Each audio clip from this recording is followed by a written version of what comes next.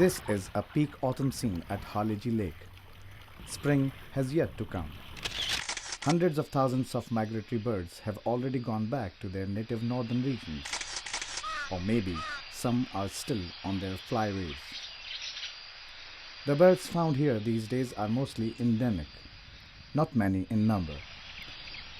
Haleji and its colorful surroundings look deserted, and this is exactly what tells the real story.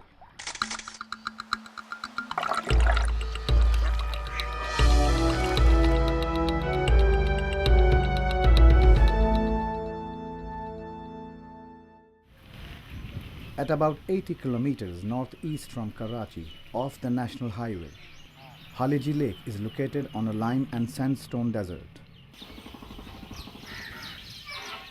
This is the iron gate which used to set levels of water coming from Kinjal.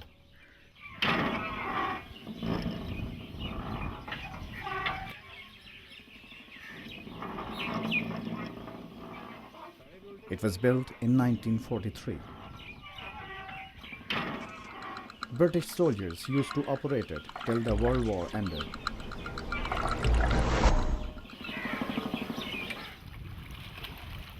Haleji water became static, getting more polluted day by day.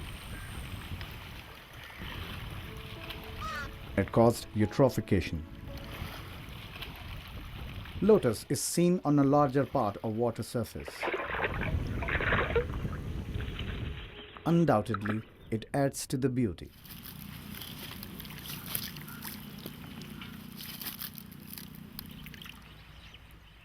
And this is phragmites.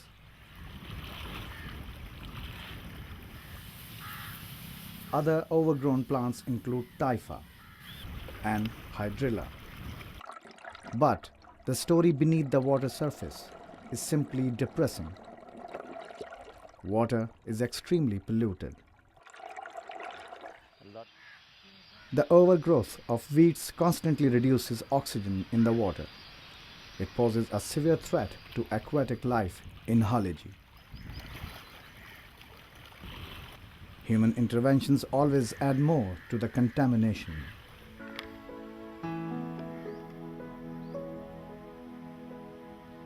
And this is probably yet another source of destruction in the making. Very close to the lake, the work on the right bank outfall drain is underway.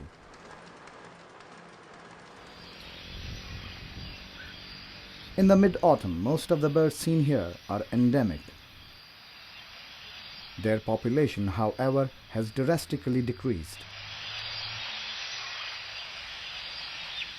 Still, evening is the best time to listen to sonorous chirps and to watch glorious flights.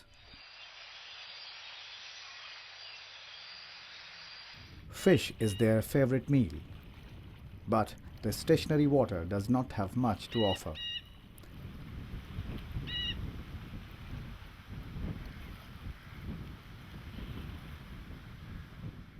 These shady trees attract them more than ever. Ants are the second best beneficiary of this food resource. Hoppers and damselflies also claim their share.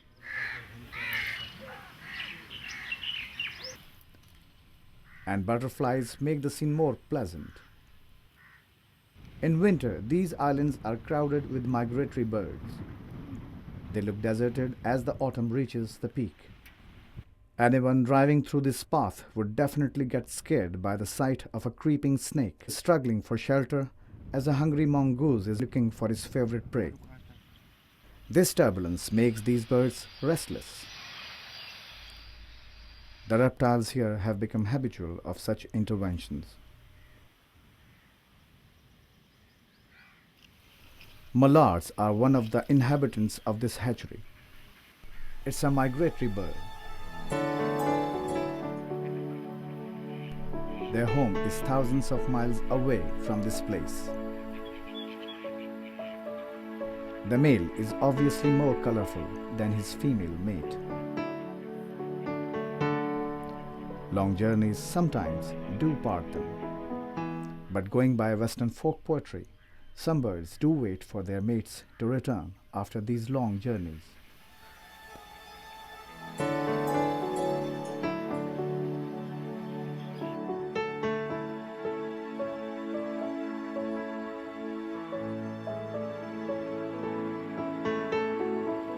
Crocodile is one of the deadliest predators.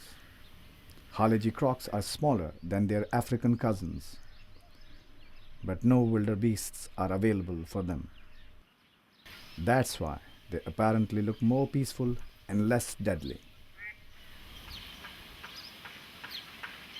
But history does not encourage anyone to trust them. There have been reports of crocodile attacks. Bushfires happen quite often. They engulf most of the nearby bushes, plants, and trees. Within minutes, everything is reduced to ashes. Haunting sounds of fire create panic among the birds. Flames, heat, and smoke destroy their nests. And these remains will add to the environmental hazards. This is Darya Abad, a village close to the lake.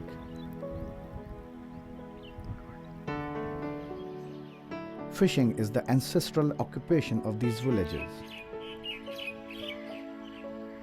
But in 1976, the Duke of Edinburgh visited the site, and the lake was then placed under the Ramsar list of wetlands of international importance. It became a sanctuary and fishing was banned. Life became tougher for these fishermen. Nearby lagoons have a very little amount of fish for them. Cattle grazing within the sanctuary is prohibited. But traditions help the villagers overlook the rules. 50-year-old Abdullah collects wood. He has to look after a big family. Financial constraints keep the community away from taking part in preserving this sanctuary. Lack of awareness adds more to these conditions. Abdullah's niece Bashira makes release.